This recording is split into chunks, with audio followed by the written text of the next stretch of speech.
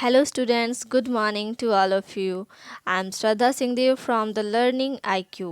हम आज फिर से the letter to God which was written by GL Fuentes को कंटिन्यू करेंगे। पिछले वीडियो में हम बहुत आगे तक चल गए थे स्टोरी का, तो थोड़ा सा रिवाइज कर लेते हैं। जो इस वीडियो को नहीं देखे हैं, फर्स्ट और सेकंड पार्ट नहीं देखे हैं, वो जल्दी से देख लीजिए फर्स्ट एंड सेकंड पार्ट, और फिर ये स्टोरी आपको समझ में आ जाएगी। तो चलिए थोड़ा सा रिवाइज कर लेते हैं। तो ये स्टोरी जो है a letter to God, it is a story about farmer.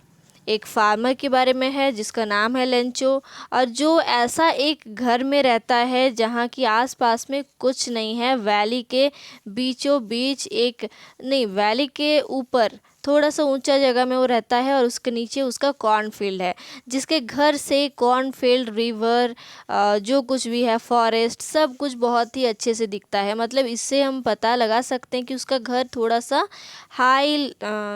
High valley में है, जहाँ से नीचे का सब कुछ जो एनवायरनमेंट है सब दिखता है।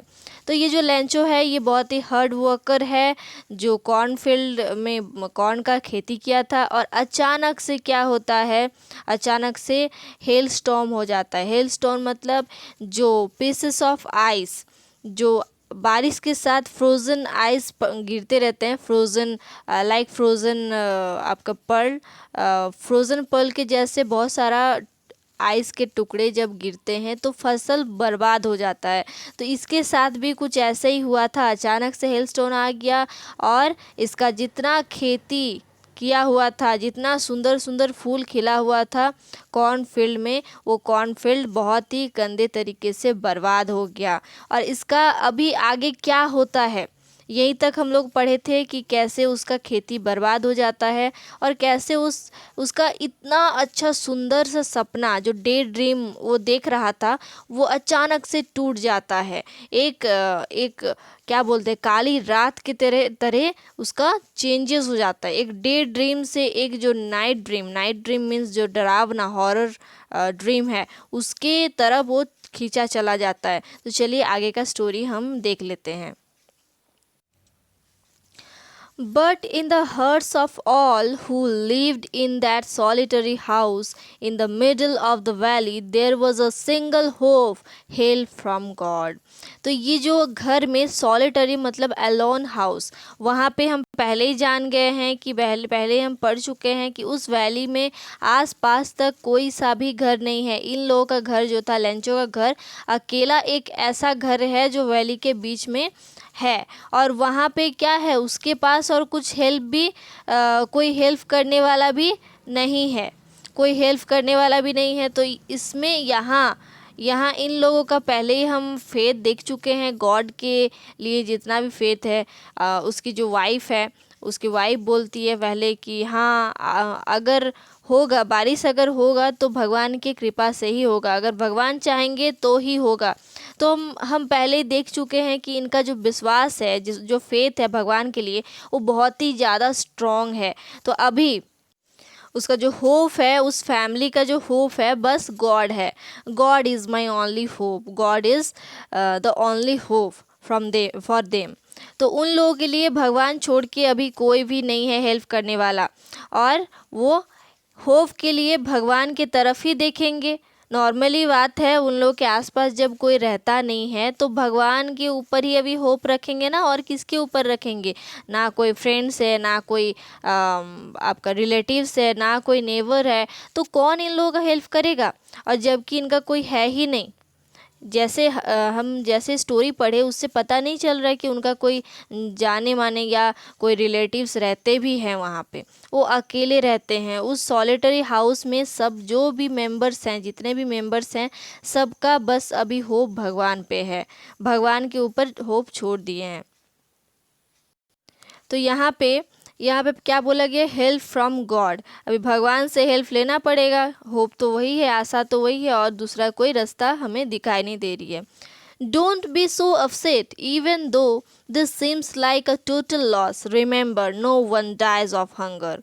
तो यहाँ पे जो नैरेटर है वो बोलता है कि दुखी मत हो, अपसेट मत हो, अपसेट मतलब दुखी, दुखी मत हो। कोई भूखे, पता है हम लोगों का सब कुछ खराब हो गया है, जो कुछ भी था हमारा प्रॉपर्टी या हमारा जो कुछ भी सपना था सब कुछ टूट चुका है। तो इसका मतलब ये नहीं है कि हम लोग मर जाएंगे। रिमेंबर, याद रखना, no one dies of hunger, कोई भी भूखे नहीं मरेगा, नहीं मरता है। That's what they say, no one dies of hunger. All through the night Lencho thought only of his one hope, the help of God. तो पूरा रात भर लेंचो, देखो इतना बड़ा एक चीज़ हो जाता है हमारे फैमिली में, अगर छोटा सा छोटा मुसीबत आ जाती है तो हमारा नींद उड़ जाता है।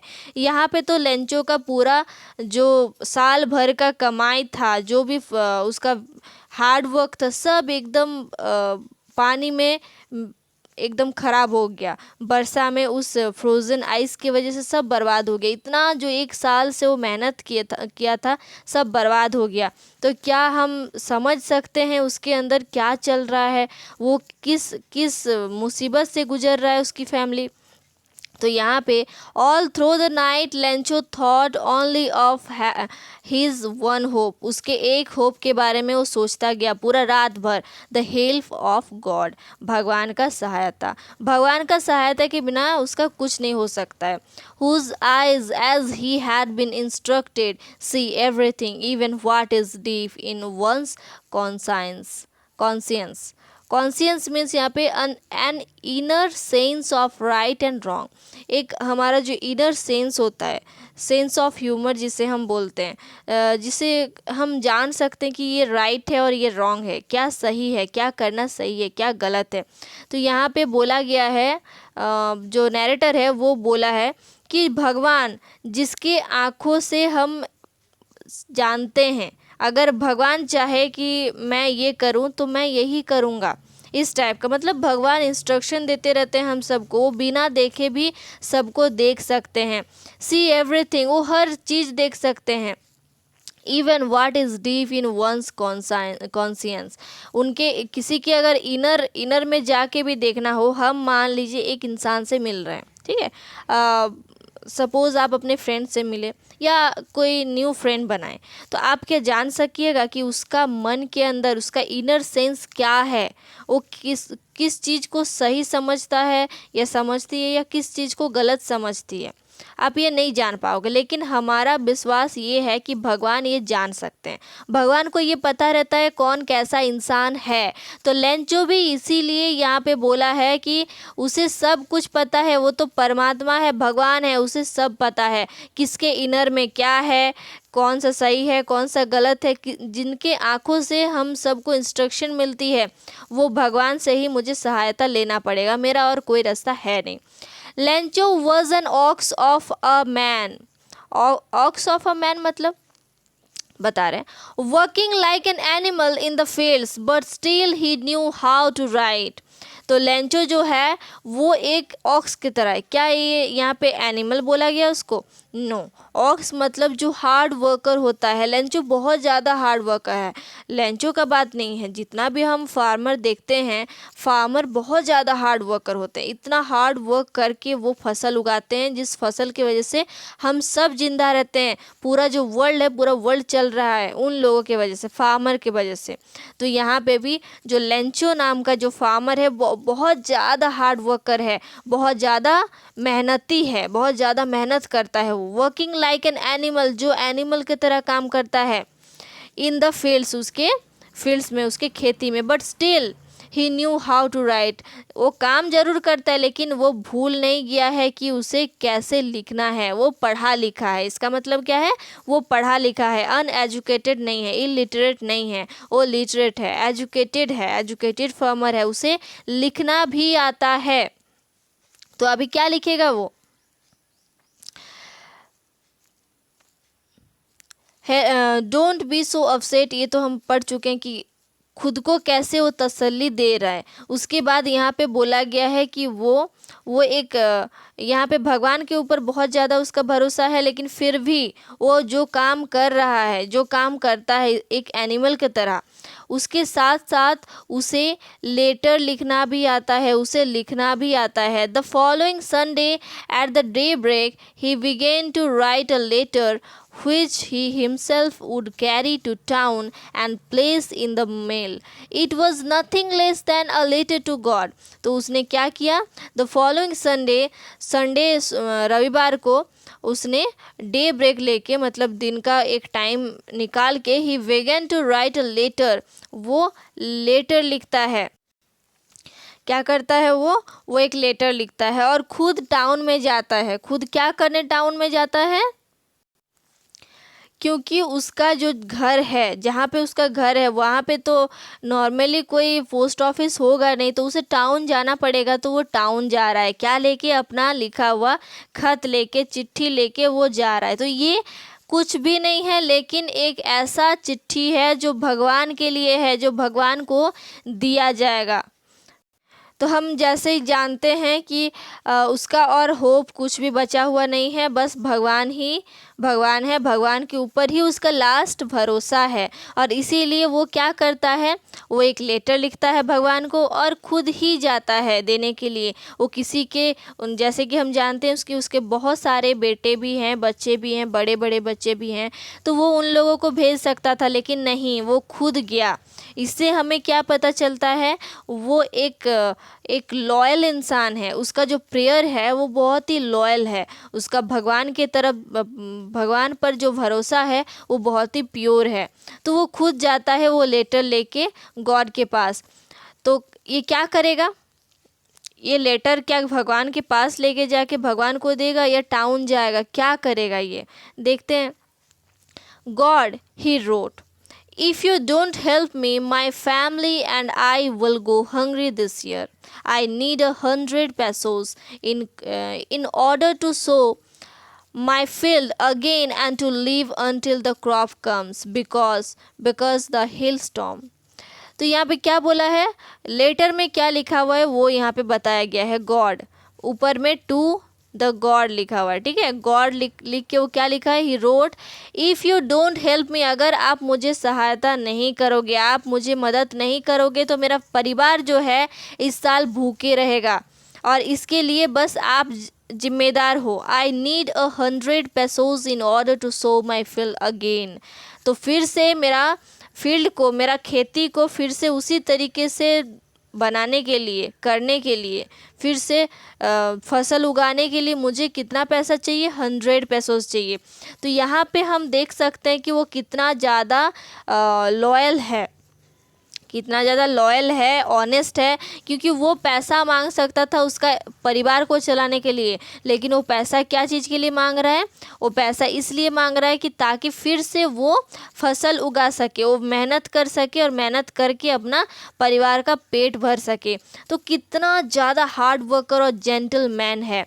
यहाँ पे हम लोग देख सकते हैं, आप सब एक मूवी देखे ही होंगे, ओ माई गॉड, OMG बोल के एक मूवी है ना अक्षय कुमार का, जिसमें जो कैरेक्टर है वहाँ पे क्या कांजीराम बोल के, याद नहीं आ रहा वो कैरेक्टर, वो उसका जो विश्वास था कि हाँ ठीक है, मेरा दुकान अगर ख़राब हुआ है तो भगवान के लिए ही ख़राब हुआ है। और वो क्या करता है? वो केस करता है, केस करता है किसके अगेंस्ट में? भगवान के अगेंस्ट में। तो उसका जो निष्ठा और उसका जो लॉयल्टी है, लॉयल्टी देख के भगवान भी ऊपर से उसको हेल्प करने के लिए आ जाते हैं। तो यहाँ पे हम उसी का एक थोड़ा सा रिफ्लेक्शन देख सकते हैं, उसी टाइप का। तो यहाँ पे क्या है?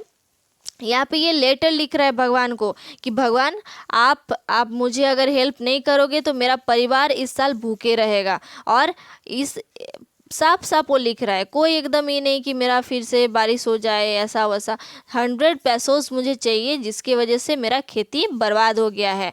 100 pesos का मैं खर्चा किया था उस खेती में और जो कि बर्बाद हो गया, तो फिर से मुझे 100 pesos देने से मैं फिर से खेती कर पाऊँगा और मेरे परिवार को खिला सकूँगा, ठीक है।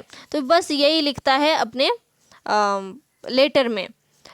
बिकॉज द हेल स्टॉर्म, ये जो मेरा क्रॉप्स है, मेरा जो फसल है, वो क्या चीज़ के लिए ख़राब हुआ है? हेल स्टॉर्म के लिए ख़राब हुआ है। जो बारिश हुआ, बर्फीला बारिश की वजह से ख़राब हुआ है। He wrote to God on the envelope, put the letter inside, and still troubled went to town at the post office. He placed a stamp on the letter and dropped it into the mailbox. तो उसने क्या किया? इसको एक envelope में डाला। Normally हम letter अगर कहीं पे जाके पोस्ट ऑफिस में जाके भेजते हैं, लेटर हो या कोई सा भी मेल हो, कुछ भी हो, तो हमें उसे एनवेलप में डाल के उसमें स्टैम्प चिपकाना पड़ता है। उस कंट्री का स्टैम्प रहता है, अलग अलग कंट्री का अलग अलग स्टैम्प रहता है। तो ये वहाँ का जो स्टैम्प था, उसको स्टैम्प लगाया एनवेलप के ऊपर, और उसे क्या किया, जो मेल बॉक्स रहता है जहाँ पे लेटर डाला जाता है, उस मेल बॉक्स में उसे गिरा दिया। One of the employees, who was a postman and also helped at the post office, went to his boss, laughing heartily, and showed him the letter to God. तो जो एम्प्लॉयज़ है वहाँ पे काम करने वाला, who was a postman, postman क्या करता है, उसका चिट्ठी के साथ ही काम है, वो चिट्ठी वहाँ से लेके पोस्ट मास्टर के पास लेके जाता है, और जिसके लिए वो चिट्ठी है वहाँ तक वो पहुँचाता है, ये उसका ड्यूटी है। तो वो क्या करता है, इस पोस्ट ऑफिस में वो काम करता है। वेन टू हिज बॉस, वो अपने बॉस के पास गया, उसके जो सर हैं उसके पास वो लेटर लेके गया, और उसे ऑब्वियसली उसमें पढ़ना पड़ेगा, एड्रेस नहीं देखेगा तो पता नहीं चलेगा। तो वहाँ पे ऊपर में गॉड लिखा हुआ है, एड्रेस लिखा हुआ है भगवान का, पता नहीं भगवान का कौन सा एड्रेस दिया था उसने। तो वो एड्रेस देख के वो शॉक हो जाता है, बहुत ही ज़्यादा सरप्राइज्ड हो जाता है, और उस लेटर को लेके वो हंसते हंसते कहाँ लेके जाता है, अपने बॉस के पास लेके जाता है, बहुत ज़्यादा हंसने लगता है, और बोलता है never in his career as a postman had he known that address. तो उसका पूरा कैरियर में, वो जो पोस्टमैन है, वो पूरा अपना इतना साल से वो काम कर रहा है इस पोस्ट ऑफिस में, पूरा कैरियर में ये एड्रेस कभी नहीं देखा था, क्योंकि आज तक कोई भगवान के लिए लेटर लिखा ही नहीं है, तो कहाँ से पता चलेगा उसे। The post master a fat amiable मतलब फ्रेंडली नेचर के, जो पोस्ट मास्टर थे, उसका जो बॉस थे, वो मोटा होके थे, अ फैट एमिएबल पर्सन थे, एमिएबल मतलब फ्रेंडली पर्सन थे।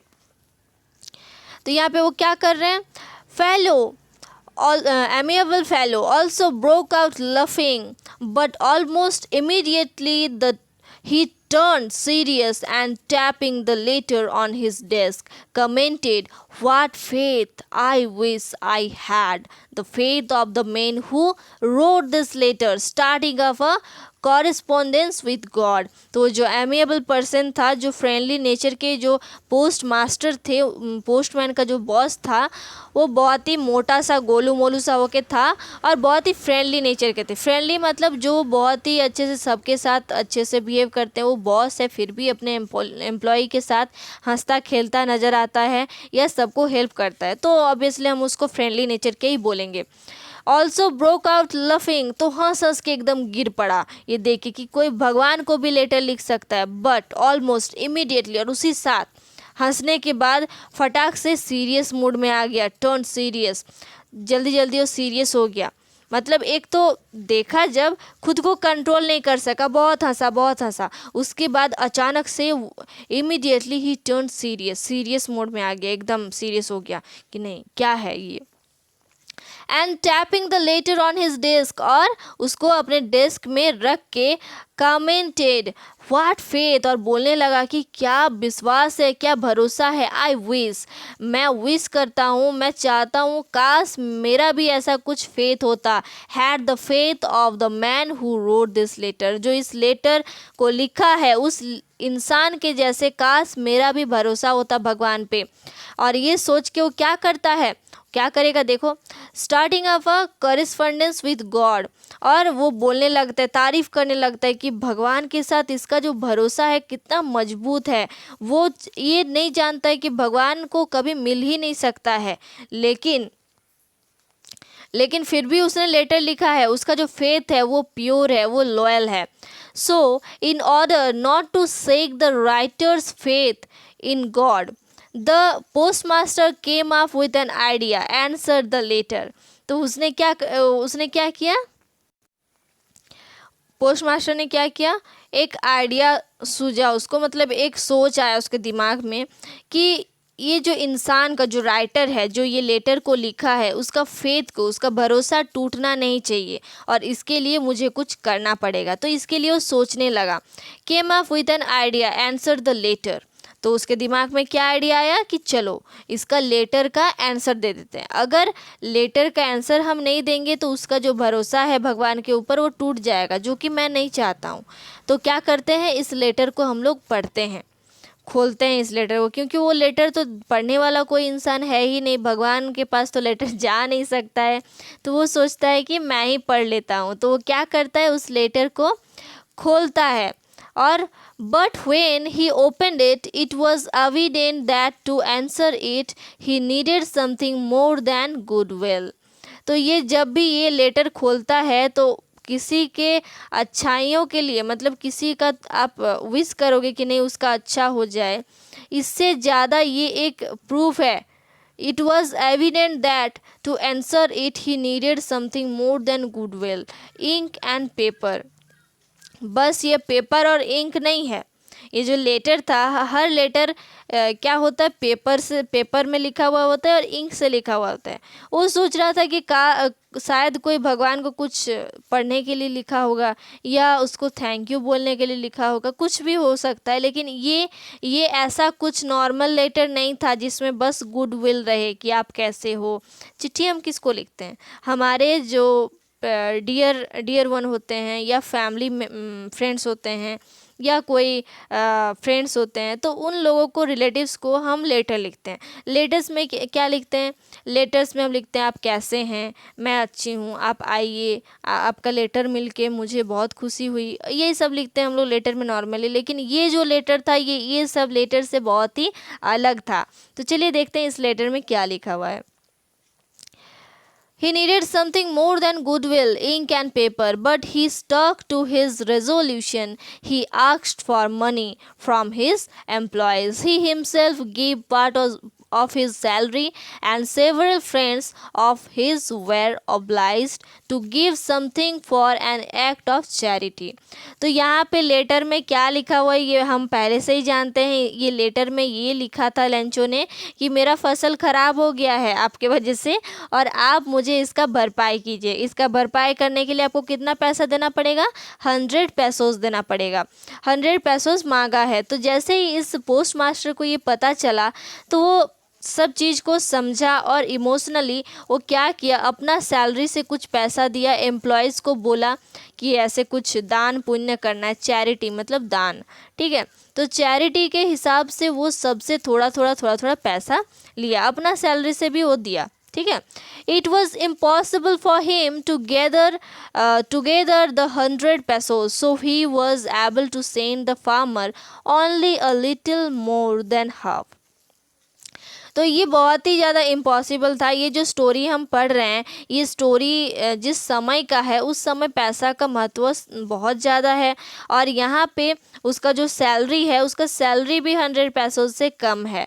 तो ये बहुत ही इम्पॉसिबल है कि वो राइटर को दे सके, पूरा पैसा वो दे सके, वो पॉसिबल नहीं था, इम्पॉसिबल था। वो क्या करता है, वो पैसा सबसे ले के भी उसका कितना होता है, send the farmer one a little more than half, half से आधा पैसा से 100 पैसों से आधा हाफ क्या कितना होता है, 50 पैसों होता है, 50 पैसों से थोड़ा सा ज़्यादा, अभी कितना पैसों दे रहा है वो बाद में पढ़ेंगे।